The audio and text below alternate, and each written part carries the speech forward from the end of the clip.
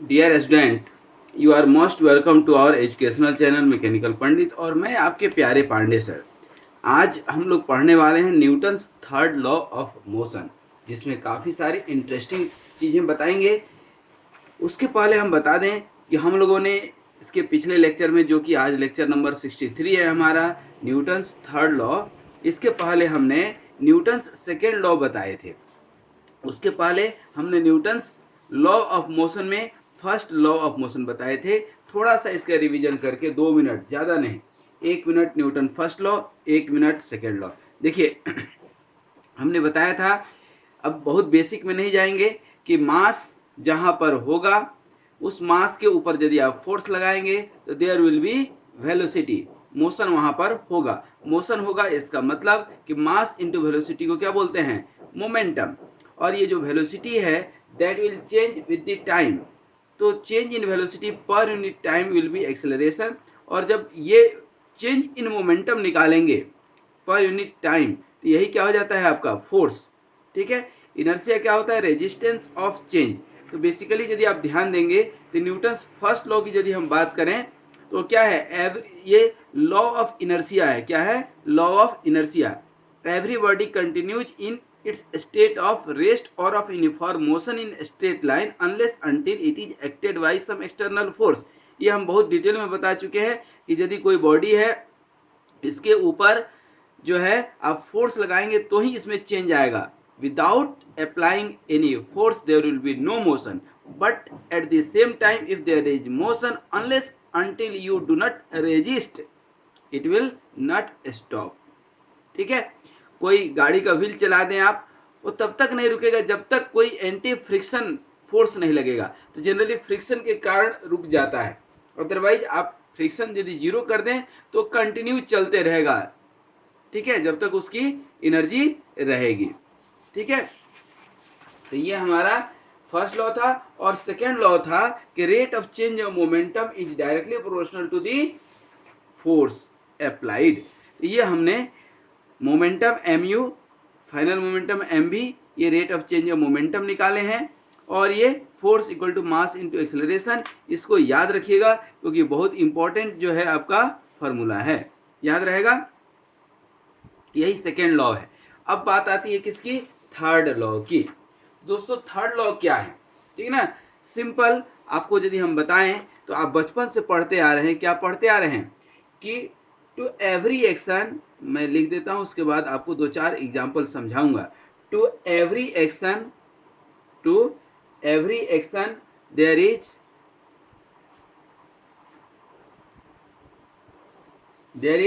Always an equal and opposite reaction. Opposite reaction. ठीक है। जैसा आप करेंगे वैसा भरेंगे, जैसी करनी वैसी भरनी। जितना आप फोर्स लगाएंगे उतना ही अपोजिट रिएक्शन लगेगा। अब इसका कुछ एग्जाम्पल देख लीजिए। एग्जाम्पल की यदि बात करें, फॉर एग्जाम्पल की यदि हम बात करें दोस्तों, तो आपका जैसे गन आप देखे होंगे, बंदूक आप सुने होंगे कि जब बंदूक चलाते हैं, अब आप बंदूक नहीं चलाए होंगे तो चलिए छोड़ दीजिए। फुटबॉल आप एक जो है, फुटबॉल जो है, क्या कीजिए, अर्थ पर फेंकिए तो क्या करेगा? उतना ही रीबाउंस करेगा। किसी खाली घर में आप आवाज़ लगाइए तो वो भी आवाज़ लगाएगा, इको साउंड होगा वहाँ पर। ठीक ना। तो क्या होता है? रिएक्शन होता है। ठीक है। इसके अलावा जो है, आप जो है किसी पत्थर को फेंकिए, या पत्थर छोड़ दिए। देखिए ये मोशन ऑफ बोट, देखिए बोट है, मान लीजिए बोट कैसे चलाते हैं? पानी में जो है ये बोट है। ठीक है। अब यहाँ पर जो बैठा है वो क्या करता है? इधर के पानी को इधर फोर्स करेगा, इधर जैसे ही फोर्स करेगा तो पानी जो है बोट को इधर फोर्स कर देगा। ठीक है ना। आप धरती पे उछल कूद करते हैं, कैसे करते हैं? क्योंकि आप जितना धरती को फोर्स लगाएंगे उतना ही वह आपको फोर्स लगाएगी, तभी तो आप उछल कूद करते हैं। तो to every action there is equal and opposite reaction. ठीक है। जैसे कोई इंक्लाइंड प्लेन है, अभी हम लोग पढ़ेंगे। इस इंक्लाइंड प्लेन पर कोई आप ऑब्जेक्ट रखेंगे तो इस ऑब्जेक्ट को आप देखेंगे कि नीचे लुढ़कने लगेगा। क्यों नीचे लुढ़कने लगेगा? क्योंकि आपने इसको एनर्जी दे दिया है। कौन सा? Potential energy at A height. अब ये क्या करेगा? नीचे गिरने की कोशिश करेगा। तो अपोजिट आपका क्या लगेगा, फ्रिक्शनल फोर्स। यदि अपोजिट फ्रिक्शनल फोर्स इसके मास इंटू एक्सेलरेशन का जो इस प्लेन के अलोंग फोर्स होगा उसके इक्वल होगा तब तो ठीक, अदरवाइज कम होगा तो क्या होगा, ऑब्जेक्ट नीचे की ओर आ जाएगा ऑटोमेटिक। तो ये कई सारे एग्जाम्पल है। और कर्म प्रधान विश्व करी राखा, जो जस करे तस फल चाखा, रामायण में लिखा हुआ है कि जैसा आप कर्म करेंगे ये कर्म आपके पास ही लौट करके आएगा। कुछ कर्म ऐसे होते हैं जिसका फल तुरंत मिलता है, जैसे आग में हाथ दीजिए, आइसक्रीम पर हाथ दीजिए, तुरंत ठंडा लगेगा। तो कुछ कर्म के फल तुरंत मिल जाते हैं, कुछ कर्म बीज स्वरूप जो है रह जाता है, जो आपको कई साल के बाद भी वृक्ष बन करके मिलता है। ठीक है, बीज जो है आप कहीं डाल देंगे किसी जमीन के अंदर, ठीक है ना, तो वह कुछ दिनों के बाद क्या होगा, वृक्ष के रूप में निकलेगा। कब, जब उसको समुचित मिट्टी, खाद, बीज, प्रकाश, पानी सब मिलेगा, उस तरह का मौसम बनेगा, क्योंकि मौसम भी होना चाहिए, ठीक ना। बेमौसम जो है बरसात हमेशा हानिकारक होती है। तो कहने का मतलब क्या था मेरा यहाँ पर, कि हर चीज का प्रतिक्रिया होती है। कहते हैं ना, सुख दोगे सुख मिलेगा, दुख दोगे दुख मिलेगा। वक्त सभी का आता है, इसलिए जीवन में कभी किसी को कष्ट नहीं देना चाहिए, क्योंकि आप कष्ट देंगे कष्ट मिलेगा। किसी को प्रसन्नता देंगे प्रसन्नता मिलेगा। किसी को आप परेशान करेंगे आपको कोई परेशान करेगा, कोई जरूर नहीं कि वही आदमी परेशान करेगा, लेकिन करेगा जरूर। ठीक है, एक और छोटी सी बात बता करके आपको चले। जब सुंदरकांड श्री रामचरितमानस में आप पढ़े होंगे, अपना एक जीवन दर्शन चैनल है, उसमें श्री रामचरितमानस का एक अलग से प्लेलिस्ट है, आप देख सकते हैं। तो हनुमान जी जब लंका की ओर जा रहे थे, आप सुने होंगे, तो जिस पर्वत से उन्होंने छलांग लगाई थी ना, तो उस पर्वत का नाम था सुंदरांचल पर्वत। लोग पूछते हैं वो कहाँ गया, ठीक ना। तो जेहि गिरी चरण देई हनुमंता, चले उसोगा पताल तुरंता। जब उन्होंने इस पे फोर्स लगाया तो समुद्र उस पार गए। कितने किलोमीटर, 1200 किलोमीटर। 1200 किलोमीटर इधर गए तो ये प्रतिक्रिया तो लगा होगा, एक्शन का रिएक्शन। तो इस सुंदरांचल नाम का जो पर्वत था ये कहाँ चले गया, नीचे। कितना, कम से कम 1200 किलोमीटर गया होगा। तो कहाँ 1200 किलोमीटर, 700 किलोमीटर पे तो पताल लोक मिलता है, ठीक है ना। 700 किलोमीटर के बाद जो है आपको पताल लोक शुरू हो जाता है, जो शास्त्रों में वर्णन है। तो पताल लोक में चले गया, तो एक्शन का रिएक्शन वहां भी मिलता है।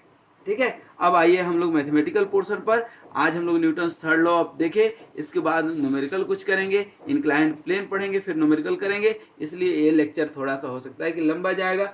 इत्मीनान से शांतिपूर्वक बैठिए और देखिए। सबसे पहले यदि हम बात करते हैं, गन की बात करते हैं, जैसे गन, बंदूक। तो बंदूक पे जैसे ही आप फोर्स लगाएंगे, जो है बंदूक में आप देखेंगे ट्रिगर रहता है, जैसे ट्रिगर आप दबाएंगे तो बुलेट तो इधर जाएगा, लेकिन बुलेट जितना फोर्स से इधर जाएगा उतना ही फोर्स जो है इधर भी उस व्यक्ति विशेष पर लगेगा। इसीलिए यदि कमजोर कोई आदमी है, बंदूक चला दिया तो गोली बाद में जाएगा, वो पहले गिर जाएगा। इसलिए सेना को आप देखेंगे कि वो एक सपोर्ट लेकर के, कंधे पर किसी का या पैर का सपोर्ट लेकर के तब गोली चलाएगा, ठीक ना। तो मान लीजिए कि ये जो गन है आपका, बंदूक जो है उसका वेट कितना है, m है, मास ऑफ द गन है। और जो है v जो है गन की वेलोसिटी है, कैसी, पीछे के साइड में। और छोटी वाली m जो है किसकी है, गोली की, बुलेट की, क्या है, बुलेट की वेट है। और v जो है, स्मॉल v जो है किसकी है, वेलोसिटी ऑफ बुलेट, ठीक है ना, वेलोसिटी ऑफ बुलेट। तो मोमेंटम यदि हम निकालेंगे, ठीक है ना, तो मोमेंटम ऑफ द गन कितना होगा, momentum of gun will be equal to momentum of किसका, बुलेट का, ठीक है ना। जितना क्रिया का प्रतिक्रिया, तो मोमेंटम ऑफ गन क्या हो जाएगा, कैपिटल एम बी और इसका एम बी। सिंपल सा, ये क्या हो गया, सिंपल सा आपका लॉजिक हो गया, ठीक है ना। उसी तरह से एग्जाम्पल आपको दे रहे थे बोट का, ठीक है ना, एक बोट का एग्जाम्पल दे रहे थे ना, ध्यान दीजिएगा। बोट जो है इस तरह का एक, मान लीजिए बोट है और ये कहाँ पर है, पानी में है, ठीक है। अब इस पे जो आदमी है, ठीक है ना, वो क्या करता है, इस पानी को पीछे की ओर धक्का मारता है, तो पानी जो है इस आदमी को धक्का देता है। तो आदमी चूंकि बोट पर बैठा है और वाटर उतना रेजिस्टेंस नहीं दे पाता है, इसलिए बोट क्या होता है, आगे की ओर मूव कर जाता है। यहां भी आप निकालेंगे सेम इसी तरह से फॉर्मूला, क्या होगा कि जो है मास ऑफ द बोट और velocity of the boat, m जो है यहाँ पर हम डायरेक्ट फॉर्मूला लिख करके स्मॉल m इंटू वी, ये आपका क्या हो गया फॉर्मूला। इसके ऊपर अभी एक न्यूमेरिकल कर लेंगे तो और समझ में आ जाएगा। ये जो वेलोसिटी है, ठीक है ना, क्या है, वेलोसिटी ऑफ, ये जो है स्मॉल v जो है velocity of this boy, boat boy आप बोल सकते हैं, जो बोट पे बैठा हुआ है, बोट बॉय। और ये क्या हो जाएगा, मास ऑफ बोट बॉय, ठीक ना। और ये वेलोसिटी क्या होगा, कैपिटल V, ये क्या हो जाएगी, वेलोसिटी ऑफ बोट। और ये m क्या हो जाएगा, mass of boat, mass of boat, ठीक है। अब एक छोटा सा न्यूमेरिकल करते हैं सेम इसी कॉन्सेप्ट पर, तब ये थोड़ा सा समझ में आपको और ज़्यादा आ जाएगा। देखिए सिंपल सा एक क्वेश्चन है, कोई भी दुनिया का क्वेश्चन हो, सबसे पहले हम लिखेंगे क्या, गिवन, क्या दिया हुआ है, क्या दिया हुआ है, 2 men standing on a floating boat, ठीक ना, पानी में टहल रहा है, रन इन सक्सेशन, मतलब एक बोट यहाँ पर है और एक बोट यहाँ पे है, ठीक है ना, सक्सेशन मैंने दोनों एक दूसरे के पीछे है, along its length with a speed of 4.2 metre per second relative to the boat, velocity कितना हो गया 4.2 metre per second relative to the boat, and dive off from the end, the weight of each man is 80 kg, मतलब m जो है एक का है 80 kg और एक m कैपिटल मतलब 400 kg, ये बोट का हो गया। और इसको यदि हम कहें तो बोट बॉय हो गया, बोट बॉय, उस लड़के की बात हो गई जो अभी हम यहाँ समझा रहे थे आपको, बोट बॉय, ठीक है ना। उसके बाद ध्यान दीजिएगा, पूछ क्या रहा है, the boat was initially at rest, initially rest है, u इक्वल टू क्या है 0, find the final velocity of the boat, तो फाइनल वेलोसिटी निकालना है आपको, टू फाइंड है, कैसे निकलेगा तो सबसे पहले जो आदमी है, ठीक है ना, ये बोट बॉय, इसका मोमेंटम निकाल सकते हैं क्या, इसका मोमेंटम निकाल सकते हैं, कैसे निकलेगा, इनिशियल यदि मोमेंटम निकालेंगे आप, ठीक है ना, क्या इनिशियल मोमेंटम, इनिशियली तो क्या है वेलोसिटी 0 है, इनिशियल मोमेंटम तो 0 है आपका, तो कोई दिक्कत नहीं है। बात आती है फाइनल मोमेंटम की, फाइनल मोमेंटम क्या हो जाएगा इसका, मास m भी, m इंटू वी, m कितना है 400 into v, final momentum of boat निकाल रहे हैं, ध्यान रखिएगा, तो ये 400 इंटू क्या हो गया v, और मोमेंटम ऑफ द पर्सन, ठीक है ना, आइदर क्योंकि दोनों का वेट सेम है, दोनों सेम वेलोसिटी से ही जा रहा है, ठीक है ना, क्योंकि सक्सेशन में है, दोनों सेम डायरेक्शन में, तो यहां पर आप निकालेंगे momentum of first and second boat boy या मैन, यहाँ पर मैन लिखा है और हम लोगों ने समझाया था आपको बोट बॉय, यही बोट बॉय है, ठीक है ना।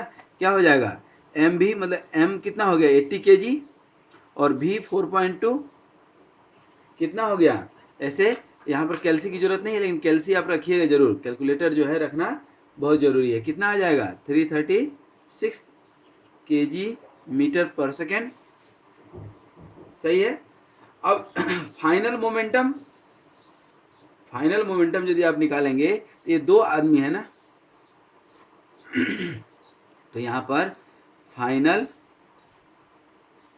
मोमेंटम और इसका फाइनल मोमेंटम, ठीक है ना, इसका फाइनल मोमेंटम जो निकलेगा और इसका जो फाइनल मोमेंटम आपका जो निकला है, दोनों को क्या कर देंगे, इक्वेट कर देंगे। फाइनल मोमेंटम कितना हो जाएगा 336 इंटू 2 कर दें या एक और 336 जोड़ दें, ठीक है ना, ये कितना आ जाएगा 672, सॉरी, ठीक है 672। ये दोनों को इक्वेट कर दीजिए, इक्वेटिंग 1 एंड क्या 2, कितना हो गया 672, ये हो गया। और ये कितना है 400 इंटू भी, 400 इंटू भी, तो भी कितना निकलेगा 672 अपॉन 400, दैट मीन्स की भी इक्वल टू कितना हो गया 1.6 मीटर पर सेकेंड। ठीक है, निकल जाएगा। तो ये देखिए कितना आसान क्वेश्चन है, और इसी तरह का क्वेश्चन एग्जाम में पूछ देता है, ठीक है ना। तो फिर लगता है कि अपन तो पढ़े नहीं हैं, ठीक है ना, जबकि कितना आसान था। ठीक है, अब ये कॉन्सेप्ट क्लियर हो गया। अब थोड़ा सा कॉन्सेप्ट हम लोग देख लें किसका, इंक्लाइंड प्लेन का। इंक्लाइंड प्लेन जो है हम लोग उसमें कौन सा चैप्टर था आपका, फ्रिक्शन। फ्रिक्शन में हम लोग खूब पढ़े हैं, ठीक है ना, हर तरह के इंक्लाइंड प्लेन का कॉन्सेप्ट पढ़े हैं। इंक्लाइंड प्लेन का कॉन्सेप्ट यहाँ पर क्यों पढ़ रहे हैं दोस्तों, सिर्फ इतना सा है कि एक्शन का रिएक्शन हम यहाँ दिखाना चाहते हैं। कैसे, ये मान लीजिए कि आपका इंक्लाइंड प्लेन है, ठीक है ना, इसके ऊपर जो है आपका कोई ऑब्जेक्ट है। अब आपको भी मालूम है कि ये ऑब्जेक्ट जो है, ये जो ऑब्जेक्ट है आपका, ठीक है ना, इसका कुछ मास होगा, होगा कि नहीं, इसका कुछ मास होगा, इसका कुछ रिएक्शन होगा, ठीक है ना, ये रिएक्शन आर हो गया, ठीक है ना, और ये क्या हो गया फ्रिक्शन एफ हो गया, ठीक है ना। और यहाँ दो कंडीशन हो सकता है। कंडीशन यहाँ पर फ्रिक्शन एफ कब लगेगा, जब इसका मोशन क्या होगा, इस डायरेक्शन में होगा। और यही ऑब्जेक्ट जो है, यही ऑब्जेक्ट जो है, मान लीजिए कि यदि ये मोशन इधर हो रहा है, इसका मोशन यदि नीचे की ओर हो रहा है, तो मोशन जो है ये तो आपका नॉर्मल रिएक्शन हो गया, ये एम हो गया। और यदि इसका मोशन नीचे की ओर हो रहा है तो फ्रिक्शनल फोर्स कहाँ लगेगा, ऐसे लगेगा कि नहीं, फ्रिक्शनल फोर्स एफ, ठीक है ना। ये एंगल मान लीजिए क्या है अल्फा। तो यहाँ जो आपका वेट है एम, इसका दो जो है कंपोनेंट टूटेगा, एक इस डायरेक्शन में, एक इस डायरेक्शन में, और एक इस डायरेक्शन में। ये यदि m है तो वेट कितना हो जाएगा mg। तो ये जो है इसका ये एंगल कितना होगा अल्फा, तो ये कितना हो जाएगा mg cos अल्फा, और ये कितना हो जाएगा mg sin अल्फा, mg ठीक ना। तो ये आप देखेंगे ध्यान से, तो यहाँ पर ये नॉर्मल रिएक्शन जो है r, तो r इक्वल टू क्या हो जाएगा mg cos अल्फा, ठीक है। एक दूसरा ये mg sin अल्फा इधर और फ्रिक्शनल फोर्स इधर, तो F इक्वल टू कितना हो जाएगा mg sin अल्फा। अब देखिए ये F क्या है, mu into R equal to mg cos alpha, mg sin alpha. तो F equal to mu R, तो यहाँ पर तो R यही है नॉर्मल रिएक्शन, तो यहाँ से भी आप निकाल सकते हैं, ठीक है ना।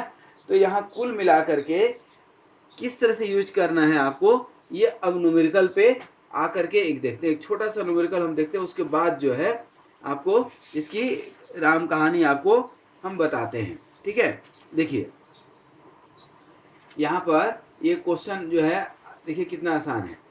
ए ट्रक इज मूविंग, क्वेश्चन में पढ़ करके जो है ना इसका गिवन क्या है इसको पहले लिखते हैं। A truck is moving down at 10 degree inclined plane. अब पहले एक इंक्लाइंड प्लेन आपको बना करके दिखा दें। ये इंक्लाइनेशन कितना है 10 डिग्री, और इस पर एक ट्रक है, ये क्या है ट्रक है।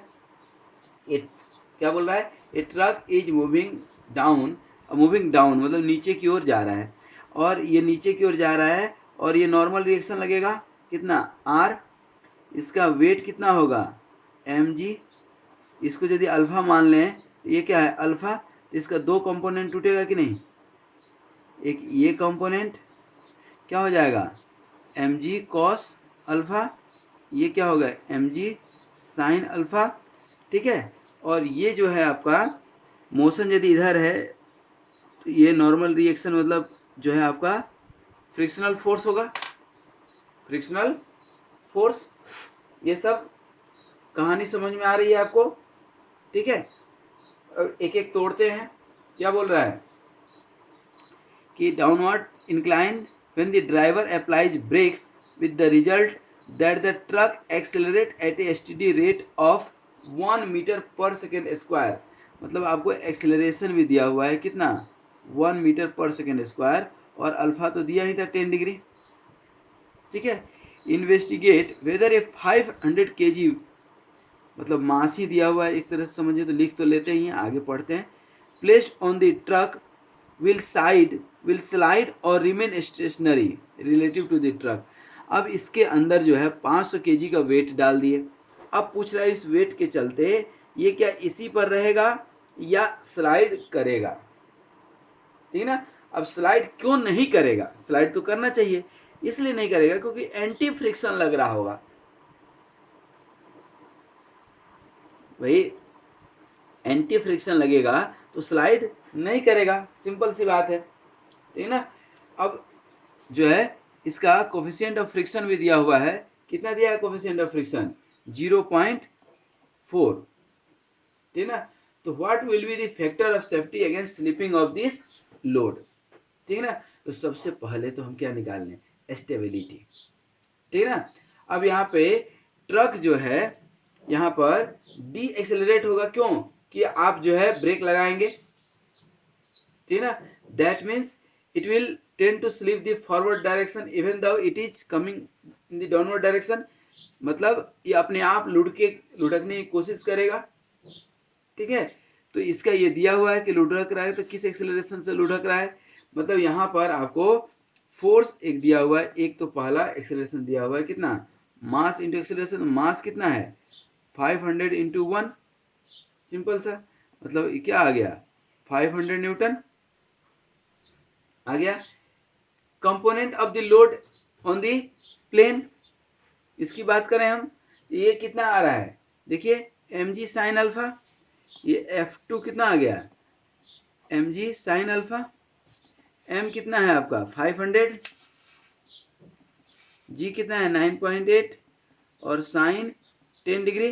कैलकुलेटर रखिएगा, बिना कैलकुलेटर का ये नहीं निकलेगा। ठीक है, तो ये कितना आ जाएगा?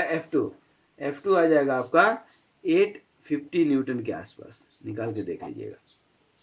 ठीक है, total force which will cause the slip, निकाल सकते हैं क्या? यही है ना, दो फोर्स F1 और F2 मिल करके टोटल। ये थोड़ा सा लिखना जरूरी रहता है इसलिए, ताकि समझ में आ जाए। ठीक है ना।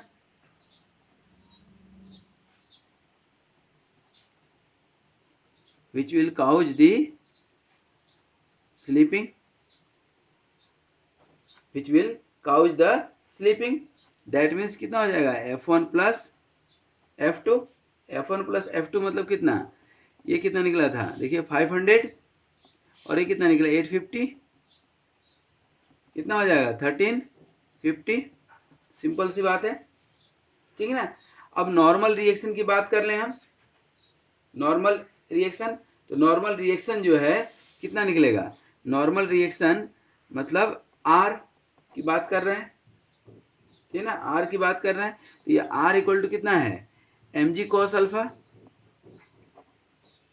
इसमें आई थिंक ज़्यादा समझाने की जरूरत नहीं। तो 500, g कितना हो गया? 9.8, और ये कितना हो गया? cos 10 degree. जब cos 10 डिग्री की बात करते हैं, cos 10 डिग्री, तो अब इसको निकाल लीजिए कैलकुलेटर से।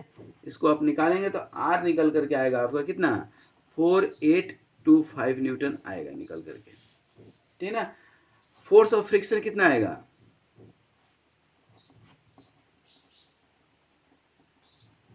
फोर्स ऑफ फ्रिक्शन मतलब क्या है? म्यू आर, यही होता है ना। यही एफ जो है म्यू आर भी निकलेगा। तो म्यू आर मतलब म्यू कितना दिया हुआ है? 0.4। देखिए यहाँ पर कितना हो गया? 0.4 इंटू आर। आर कितना निकला? 4825। निकल कर कितना आ जाएगा आपका? 1930 के आसपास आ जाएगा। कैलकुलेटर रखिएगा, बिना कैलकुलेटर का नहीं निकलेगा। ठीक है, दैट मीन्स अब क्या निकला? मतलब ये जो आपका फोर्स है 1930 is more than the force which is causing the sleep which is जो है काउजिंग दी स्लीप। स्लीप कितना था ये 1350। अरे बात समझ में, यहाँ लिखे है ना विल काउज द स्लीपिंग, ये 1350, ठीक है ना। ये स्लीपिंग अलग है और सोने वाला स्लीपिंग अलग है, वो SLEE होता है, ध्यान दीजिए। स्लीप मतलब फिसलना। तो 1350 से ये क्या है, ज्यादा है, तो यहाँ पर क्या काम करेगा, फैक्टर ऑफ सेफ्टी, मतलब कि इसके उतरने के दौरान कितना सेफ है। मतलब यदि ये पूरा चिकना रहे तो ब्रेक भी नहीं लगेगा, जैसे बारिश के दिनों में थोड़ा कम ब्रेक लगता है ना, सेम वही चीज यहाँ पर है। तो अब आपको इसीलिए यहाँ पर निकाला है factor of safety against sleeping, ठीक है ना। तो क्या निकालेंगे, फैक्टर ऑफ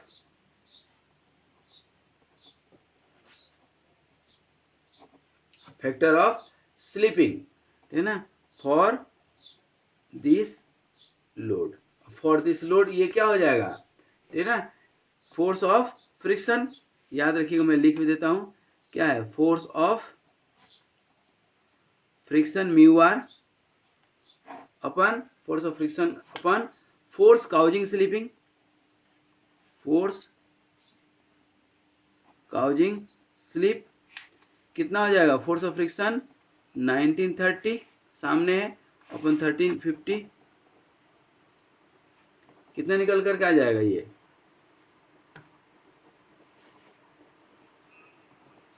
1.4 आएगा, ठीक ना।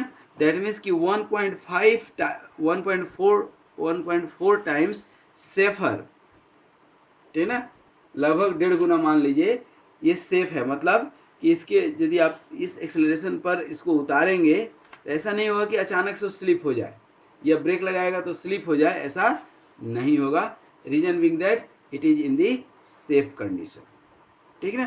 तो ये था न्यूटन्स थर्ड लॉ की कॉन्सेप्ट, ठीक है। ये था क्या, न्यूटन्स थर्ड लॉ की कॉन्सेप्ट। तो न्यूटन्स थर्ड लॉ का कोर कॉन्सेप्ट सिंपल सा इतना सा ही है कि to every action there is always equal and opposite reaction. Apart from this mathematical concept, I ये जो है मतलब मैं क्या बताना चाह रहा हूँ कि जो न्यूटन्स थर्ड लॉ ये तो मैथमेटिक्स में और फिजिक्स में तो है ही है, ठीक ना, मैकेनिक्स में तो है ही, पढ़ ही रहे हैं। इसके अलावा रियल लाइफ में भी एक्शन का रिएक्शन होता है, एक्शन का रिएक्शन होता ही होता है। इसको हमने पहला जो है एग्जाम्पल आपको क्या बताया था कि यदि आज आप खेलेंगे पबजी तो थोड़े दिन के बाद बेचेंगे सब्जी, ठीक है ना। आज आप किसी का कर्म खराब करेंगे, ठीक है ना, कर्म प्रधान विश्व करी राखा, जो जस करे तस फल चाखा। इस कर्म का फल अवश्य मिलेगा, कर्म का फल कभी भी खत्म नहीं होता है। मेरे भी लाइफ में हुआ है, आपके भी लाइफ में होता होगा, ठीक है। यदि आग में हाथ डालेंगे तो हाथ जलेगा, ठीक ना। यदि वासना में लिप्त रहेंगे तो आपकी जिंदगी गिरेगी, नरक में आप जाएंगे, सिंपल सी है। उपासना यही करेंगे, ठीक ना, उपासना करेंगे तो आप स्वर्ग जाएंगे, ये नियम है प्रकृति का, ठीक ना। आप भजन करेंगे तो भजन से जीवन के साथ भी सुख है और जीवन के बाद भी सुख है। कोई आपका अच्छा दोस्त है, सज्जन है, विचारवान है तो आप सुखी रहेंगे। किसी गलत दुष्ट आदमी के चक्कर में पड़ गए, दुर्जन के चक्कर में पड़ गए तो आपको क्या होंगे, आप दुखी होंगे। ये दुनिया का नियम है। एक गोस्वामी जी और कहते हैं, सुमति कुमति सबके उर रही, ठीक ना, जहाँ सुमति तहाँ संपत्ति नाना, जहाँ कुमति तहाँ विपत्ति निदाना। तो सुमति और कुमति, ठीक ना। तो सुमति जहाँ रहेगी वहाँ संपत्ति रहेगा, जहाँ कुमति रहेगी वहाँ विपत्ति रहेगा, ठीक है। ये ध्यान दीजिएगा, ये सुमति कुमति सबके ऊपर, सबके अंदर रहती है, लेकिन कौन किसके ऊपर हावी है। ये दोनों ब्रह्मा जी की बेटी है, दोनों ने आपस में एक बार कंपटीशन किया कि पिताश्री आप बताइए हम दोनों में से अच्छा कौन है। ब्रह्मा जी ने कहा कि बेटी तो हमारी ही हो दोनों, तो दोनों अच्छी हो। बोली नहीं नहीं, कोई तर्क पर बताइए, कोई तर्क बताइए, कोई विज्ञान दीजिए, कोई प्रूफ दीजिए। उनने कहा कि कोई बात नहीं है, सुमति और कुमति तुम दोनों थोड़ा सा जो है चल करके दिखाओ। दोनों चल करके फिर वापस आ गई, ठीक है ना, दोनों वापस आ गई। फिर पूछी कि पापा अब तो आपने देख लिया कि हम लोग कैसे चले, तो अब आप बताइए कि हम दोनों में से अच्छा कौन है। तो ब्रह्मा जी ने बहुत अच्छी बात कही, इसको आप समझिएगा, इसी के साथ हम लोग विदा लेंगे। उन्होंने कहा कि सुमति आते हुए अच्छी लग रही थी, कुमति जाते हुए अच्छी लग रही थी। अर्थात पॉजिटिविटी जीवन में आए और निगेटिविटी जीवन से जाए, इसी को हम लोग बोलते हैं सुमति कुमति। जहाँ सुमति तहाँ संपत्ति नाना। जहाँ पॉजिटिविटी है वहाँ पर बहुत धन दौलत सुख संपत्ति सब कुछ है, और जहाँ कुमति है अर्थात निगेटिव थॉट्स है वहाँ पर क्या है, आपका विपत्ति है। अर्थात विचार, विचार से ही क्या है, संसार है, विचार से ही मंगलवार है, बुधवार है, विचार से ही परिवार है, विचार से ही व्यापार है। विचार अच्छा है तो जिंदगी त्योहार है, विचार अच्छा है तो जहाँ आप हैं वहीं हरिद्वार है। यदि विचार गड़बड़ है तो जिंदगी बेकार है। यदि विचार में अहंकार है तो जहाँ आप हैं वहीं नरक का द्वार है। इसलिए हमेशा अपने विचारों को अच्छा करके रखिए। ये न्यूटन्स थर्ड लॉ से ये भी एक चीज़ सीख करके जाइए। आज यहीं तक, फिर हम लोग नेक्स्ट उसमें कोई नया टॉपिक लेंगे। इस तरह से हम लोगों ने जो है लॉज ऑफ मोशन में तीनों लॉ देख लिए। फर्स्ट लॉ हमने आपको बता ही दिया था, उसके बाद हमने सेकेंड लॉ भी आपको बता दिया। ये सेकेंड लॉ का स्टेटमेंट याद रखिएगा जरूर, छोटा छोटा स्टेटमेंट है कि ये लॉ ऑफ इनर्शिया को इंडिकेट करता है, ये लॉ ऑफ फोर्स बताता है, और लॉ ऑफ एक्शन रिएक्शन क्या बताता है, आपका third law. Every action is having equal and opposite reaction. आज यहीं तक। Once again thank you very much for watching this video. Be happy, be healthy and keep smiling. और जाते जाते जो हमने ये थोड़ा सा बताया इस पर भी 2 मिनट प्लीज़ ध्यान जरूर दीजिएगा। Thank you very much.